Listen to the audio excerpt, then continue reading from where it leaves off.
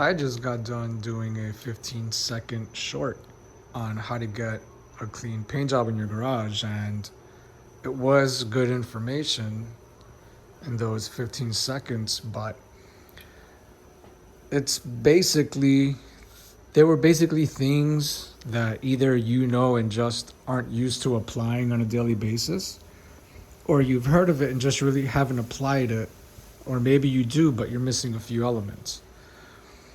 One of the most, like, I don't even know, I think this is like advanced knowledge. Because if somebody told you, clean your clear gun, not, I don't mean like on the end, take it apart and clean the inside. I mean, clean it, like detail it. And you would get a cleaner paint job. You wouldn't believe me. The only people agreeing with me are people that already get paint jobs like this. Now, I did this in a garage, and I have 13-mile-an-hour winds today outside. And look how clean this came out in my garage.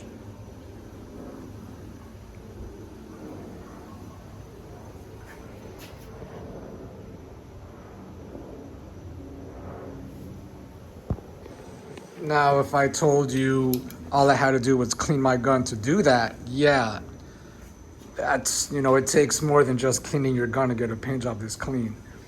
Now, in your garage, the average body shop, there is a production body shop, which is trying to paint 4 or 5 cars a day. They are moving so quick and the employees have so much pressure on them that they don't have time to keep everything clean. They don't have time to take time to get every paint job to come out like this. So any production shop that paints 5 cars a day, you're gonna have a detail department, and everything that comes out the booth is gonna get wet sand and buffed. Because if you're painting 5 cars a day, you're making enough money to afford to have a detail station, and your shop is gonna be filthy. If you're painting 5 cars a day, who's taking time and when to clean everything? So I used to own a 5-star shop in Fort Lauderdale. And the work I did came out like this. Every single job I did came out like this. Doesn't matter if it was a complete, a partial, a blend, a section. It didn't matter what it was. Everything I did came out this clean. Every customer that came in and saw the work before it was delivered, after it came out the booth, they had confidence that they were gonna get the same quality back when they come to pick up their vehicle. And it was like that, but the business was not lucrative. The prices that I needed to give people to be able to do this, they couldn't afford it. And the time it took to do it, they didn't have the patience. We're here in the city, so maybe, I know it's an inconvenience to anybody to not have your vehicle for a week. But, I mean, it's, this is where it's like, we'll put it this way. Anybody who's painting at home, okay, you're doing this because you don't like to take orders. You don't like being under somebody's thumb. You want to expand yourself. You want to work on yourself. You want to do the kind of work you want to do. You want to work on yourself and make yourself better. Other reasons, maybe you're just too good. Maybe you've been doing this so long and you're so good that no shop that you work at, you feel, what's the word? Because this is how I work. This is my garage and this is what I put out.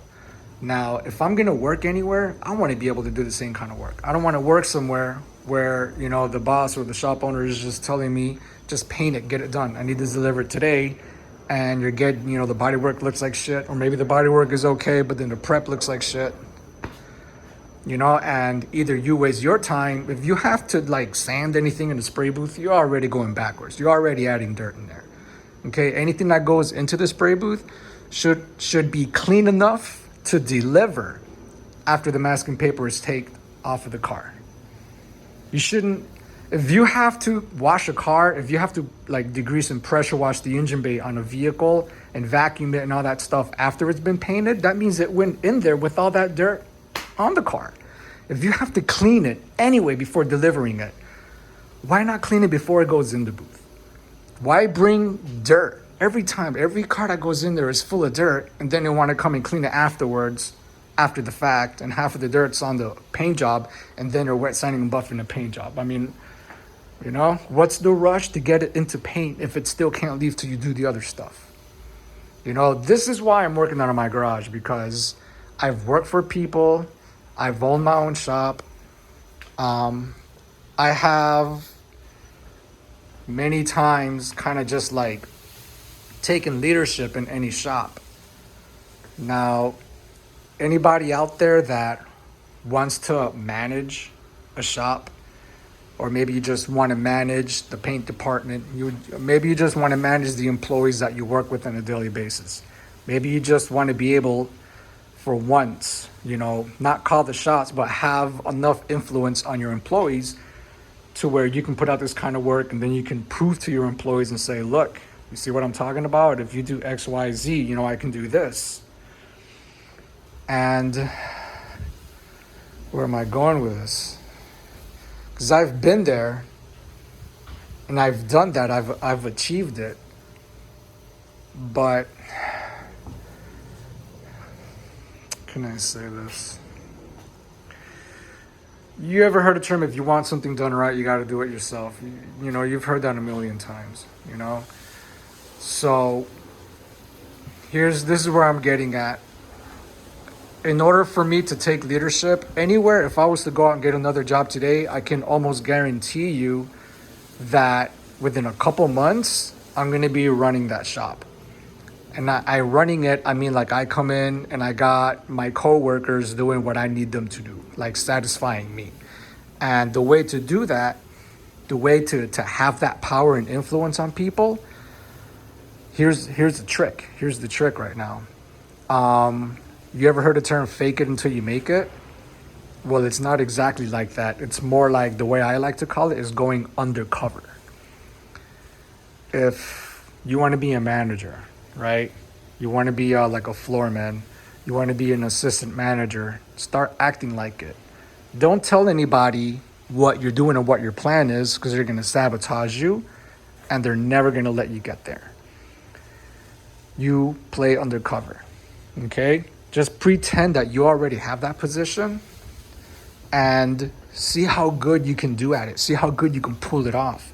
See if people believe you without you saying anything. Now, the only way to get leverage is to take responsibility upon yourself. Nobody is going to stop you if you want to do extra things, if you want to take out the trash, if you want to clean up somebody else's workstation. Okay? If you want to do something that you're not going to get paid for, but it's either going to help the business or help yourself or help somebody else, just do it. Because that's what a manager does.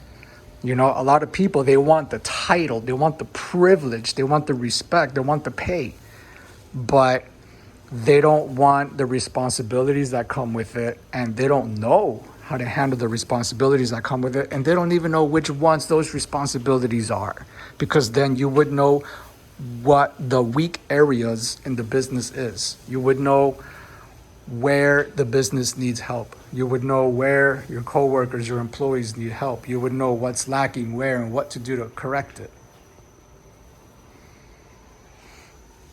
Now, this is the best part. When somebody tries you, somebody wants to get in your face, somebody wants to put you down, somebody wants to test your knowledge, somebody wants to make it seem like the position you're fulfilling isn't worth shit. They want to make you feel like you don't know what the hell you're doing, right? But let's say for the last 3 months, every morning when you come into work, you have a routine. You empty out all the garbage cans and you put new bags. You clean out the paint mixing room. You put new cups. You take a box and you cut it up and you label rags, shop rags, clean, dirty. Maybe you come to where the inventory is and you organize the inventory. And like myself, my biggest thing was the inventory, because I need clear coat. I don't want to be out of clear coat. I don't want to be out of reducer. I don't want to be out of anything. So every morning I come in, I check everything, halfway full, whatever like that. I might even have a little notepad where I write how much of what that I have, so that either I can ask the the manager or, you know, your secretary or whatever to order these parts, whoever, these materials, whoever's responsible for it. So somebody gets in your face, you can tell them, listen, I've been cleaning up your mess for the last 3 months and I haven't said anything, right? It's your mess that you're leaving in the spray booth. Every time I got to go in there, I got to pick up all your masking paper and tape that you leave out. I never said anything, did I? So the things that I do make your job easier, make your day easier, so you can get more done. You go home less stressed. There's stress on me, but I'm not putting that on anybody else. And now you want to give me heat for whatever's going on, whatever it is. What do you do for me in this shop? What have you ever done for me to help me out or make the business better? You know, stuff like that. When you take on responsibilities on your own and you don't say anything, people, they yield. They kind of like, you know, because it makes them lazy. You know, kind of like a child and his parents. His parents let the child slack off, is going to slack off more. They get lazy. That's what people do. They're like, oh, Gabe will pick it up. He'll do it. He'll do this. He's got that, right?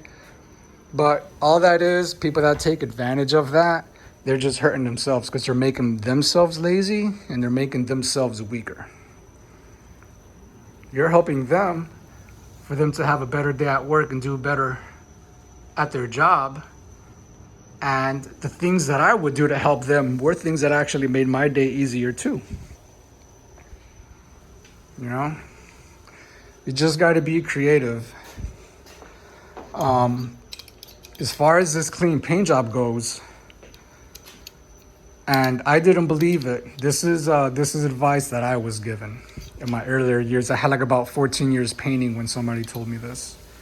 Clean out your gun. I was like, listen, I can just get a damp microfiber and wipe it down. Whatever the microfiber doesn't pull off, if wiping it down doesn't make it come off, how is it going to fall off? Just, you know, painting or whatever. Now, we can debate all that all day. I don't think there's a test in the world that will test that theory. This is on a molecular level. But I'll tell you what, anytime that I have a clean gun like this, that I scrub it and I take off all the overspray, and I also clean from the inside out. I clean out the air passages. I take it apart, just, you know, I detail it. I even take this off and I clean the threads. I open this up all the way so I can access the threads, and I clean the threads. I take off the overspray. I get a razor blade and I push out the overspray from these little grooves. I get a brush. I take it off from in here, and especially most of the dirt is behind the trigger. It builds up behind the trigger and it gets here. And what are you doing when you paint? You're constantly doing this. You're constantly doing this, and dust is just falling off, and you're holding it over the hood and it's falling off. Another thing I do is my air hose, I have 3 rags. They're all clean, but I have a dirty rag, a regular rag, and a clean rag. And when I start using them, they're all clean. I could use either one for whatever. I clean them all with dish soap and hot running water, and I make sure that they're clean, because I could use either one of these to pre-clean. So what I do is my dirty rag, I start cleaning the cleaner areas first that are less dirty, like the hood. Wipe the hood down, blow it off a bunch of times, wipe it off underneath, right? I use that. Then I would go to something dirtier, like cleaning these, get the dust off of that, wiping this, and then I take it something even dirtier, my air hose. You know, I start off at the handle and I come and I wipe it and I clean my entire air hose. Now, if I'm going to use that rag for anything else, it has to be something that's just as dirty or dirtier than the air hose, so I don't get cross-contamination. My second rag, I would use it to come back over here and clean it again. One more time with this, and then this stays with me. I wipe the sweat off my face and my hands and stuff like that. I wipe the table. That stays with me after that. The third one is only for pre-clean. Only. Okay? That way I don't cross-contaminate anything. And if I touch the dirty rag and I do something else or whatever, I don't touch that pre-clean rag until I come to this rag and I neutralize myself, basically, you know? You know, you want your base gun, this is my clear gun. You want your base gun and your clear gun to be clean. I always pressure wash everything. I blow everything off. I have a bunch of stuff that goes here that I take out. I take out as much as I can. You know, I covered this. You know, this here, I keep that covered, paper, because you know, you got wind blowing in here and this touches the floor. There's a lot of dirt. So I'll clean it like I hit it with a pressure washer while I'm working, but I'm not gonna sit there with, you know, with a rag, whatever, just tape it off. Does a really good job.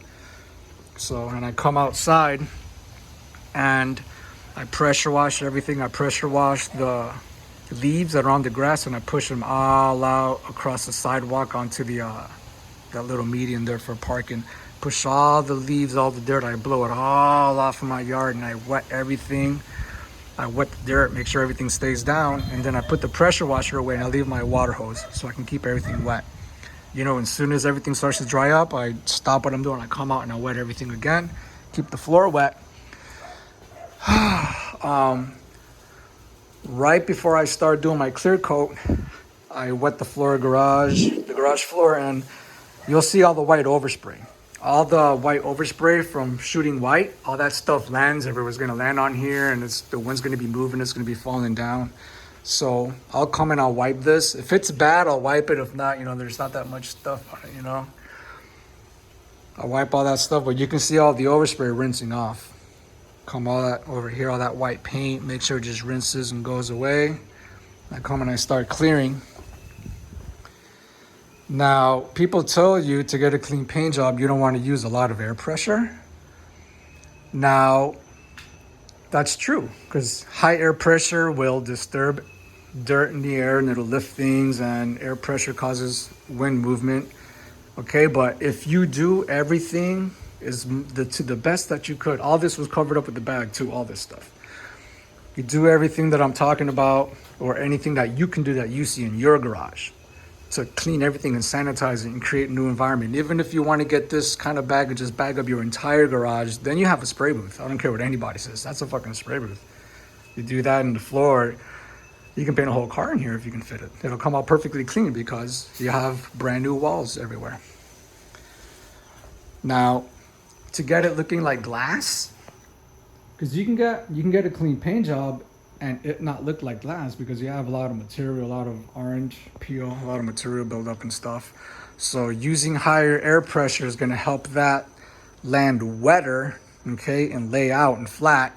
And if you cleaned everything, your air pressure that you're creating, all that movement, shouldn't disturb any dirt if you clean everything. Okay, if you feel that you have to use a little bit of air pressure, you're getting dirt, that's because your garage is dirty. You know, dirt doesn't come from the spray gun. Make sure this is the best water trap that you can get at any automotive paint supply material store. Just don't use regular toilet paper in there, because it has a lot of lint and paper particles, and it's going to land on your work. Just buy the roll they sell for that. So also have a second air hose. If I would have needed to use this, I'd take it out and clean it and come back in with it. So which means if I start getting water coming out of, you know, this hose, I'll just disconnect it, grab that, and you know, if I'm getting any water in my base, I would switch and do that. You know, this only sees clear. I don't use that hose to shoot anything but clear. Another thing that I do on all my hoses is I just run tape. I just put tape because this, you know, this air hose, you're holding it, it's hovering over your hood. You know, you have your hand like this from where my fist is up to like my elbow or my shoulder, you know, that much of the air hose is going to be hanging over it. And where you grab it is the most dirty. So anytime I'm about to paint, I just grab some tape and wrap it around it. It gives it a new clean surface. In case there's any dirt or stuff under that's going to be falling off of the tape, just run a piece of new tape. A hood like this, even though I cleaned the inside the best that I could, blew it off, make sure there's no dirt, you know, with water and all, you know, just all that earlier in the day, I still tape it off, and I make it to where none of the air that's coming out the gun from when I'm painting can come under here and hit the bottom of the hood to break off any dirt anywhere. I always do this. Any time that I use a bumper stand, I mask it off as well. After I take this hood off, the stand by itself also has paper on it.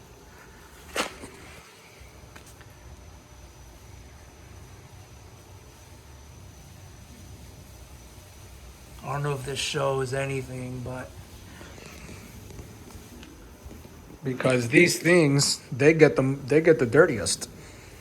Anytime you paint anything on a bumper stand, is getting paint overspray on it. I don't even bother cleaning those. I blow them off, and then I just get 32-inch masking paper and I just wrap it around. Now I basically have a new stand. You get it? I have a brand new surface. And sometimes how these stands, they have those the pads that are on it, and people always get masking tape and they wrap it around and they tape and they paint over it. And then the next guy use it over and over again. Anything that you use for masking paper on those little cushion things and you paint once, after 1 or 2 paint jobs, just replace it or put another layer on it. Just keep doing it. You don't want to be painting with somebody else's overspray stuck to it just waiting to fly off. Imagine if you do like a black part, that's jet black, and then you get like some blue pearl or silver metallic from the overspray from the paper that was on it before and it lands on it. That'd be horrible. So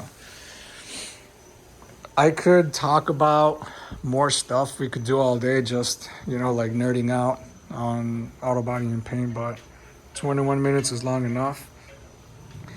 This little mosquito that landed on here, there's 2 ways to get that out. One is with your finger, to where you're going to destroy everything and leave your dirty black fingerprint on it forever. Second thing you can do is, that's what this is for, in case something like that happens. You grab a piece of tape without touching the center of it, okay? Without touching the center of it. And just come and touch it and get it out. Doing it right now, it's gonna mark the clear. And I finished painting a long time ago. You can do it if this happens to you while it's wet and you're still clear coating and you don't want to have to clear coat over it, then I would have stopped and done it, but that happened after the fact. So why mark up the clear if I'm not shooting clear to spray over it to try to fix it up? So you can also use tape if you have a run. If you have like a sag, like a drip like this, you can get some fat tape. You hold it with 2 hands. You get it, you lay it on there, and you peel it off. It'll take off your drip. Then you just get your clear and go. Don't overdo it. Don't put a drip right back because you left a dry patch. Just, and back off. Every time you come to do a clear coat, you see that, just give it a little love, and you can block that out. It'll be a lot easier to block out a little rough patch than it would be a drip with all that definition to it. The only thing is, on this tape, when you're grabbing a piece of tape, if you're putting your fingers on the sticky part as you grab it, and then you come and you touch that on there, the dirt that it pulled off from your fingers is going to put the dirt on there in the shape of your fingerprint. The tape is going to take off the dirt with your fingerprint on it, and it's going to put your black fingerprint on the paint when you dab it on to peel off whatever dirt is on it. So never touch the surface of the tape. You put your fingerprint on it, it's going to land on your paint job. So another thing that I do is my first 2 coats, only because it's like 70 degrees out. I would have done this with slow activator for my clear, but because I was running out of time and I didn't want this to stay wet forever through the night because I got to wrap things up, I used normal activator. I use normal, and I also have slow. I use half and half. And when I went to go do my last coat, and I was ready to make more clear, I used all slow. It allowed me to move a lot faster. I didn't have to sit there and go so slow to try to fill in the orange peel, because with normal, it doesn't flow out, because as soon as it hits the hood, it starts to dry. Normal dries that fast, trust me. The only way this came out like glass is because I sprayed the clear wet enough that it was like a puddle, and then it lays out like this. You just got to be careful not to do that so much here, because all that'll shift, it'll run, and it'll collect right here. So you got to put a little bit less clear when you're doing this, which basically means you either just back away a little bit or you just move a little bit faster. Just make sure you're getting it, because even though you're putting less clear, doesn't mean that it's not going to shift and lay out. It's at an angle So this is the clear on this edge is gonna slide a lot more, to shift, to settle out a lot easier than it is on a flat plane. Gravity is gonna make this move a lot more. So the surface just settles and it spreads out really slow. This happens a little bit faster because it's like an avalanche. So the clear runs and it kind of settles. And as it runs, that's how it creates that glass look as it levels out. You see?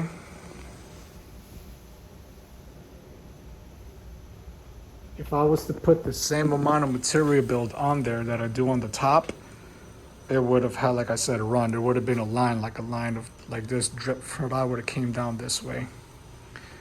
The only reason you have to put more clear when you're aiming down is because it has to be taller and wetter so it can flow out. But since this is at an angle, if this whole hood was standing at 180 degrees, I would have been applying half as much clear when I'm doing the actual application to try to get this to do this, or else the whole thing will cascade like a waterfall. And hoods or panels that are upright, you can get them to look glassy like that, but it's a different technique and it takes longer and you can't add as much clear, because if you break that threshold where it shifted too fast to where it started to collect at the bottom of the shift, kind of like a wave, like the crest of a wave, then you would look at that panel as if it was this wood.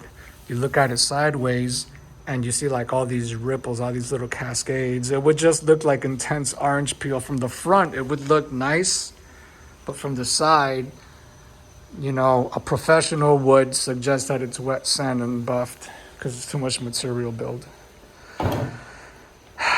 Well, yeah, I don't do too many videos on this channel like I used to because I'm busy. And I could use a camera guy. I don't have that, so.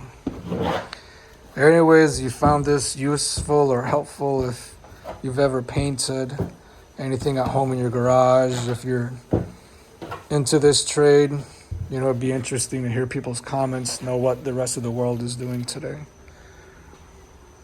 So I started in my garage and I've worked at some of the most exquisite body shops. I've worked for some really, really high-end places.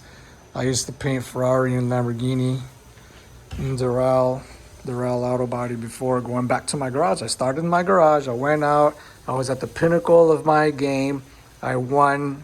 I was giving a national award as a painter by ASE. They sent me out to an award ceremony in California. I was in a Sun Sentinel. They gave me money. They gave me a medallion. They gave me a plaque. I was on a calendar. We discussed having me on the ASE panel as one of the guys. I was going to be creating new questions for the recertification ASE B2 test. Like, I've done a lot of things, and I'm back in my garage. I'm back where I started. And I'm happy. I'm happy.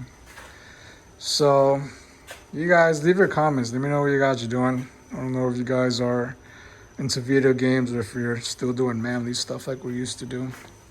See you later.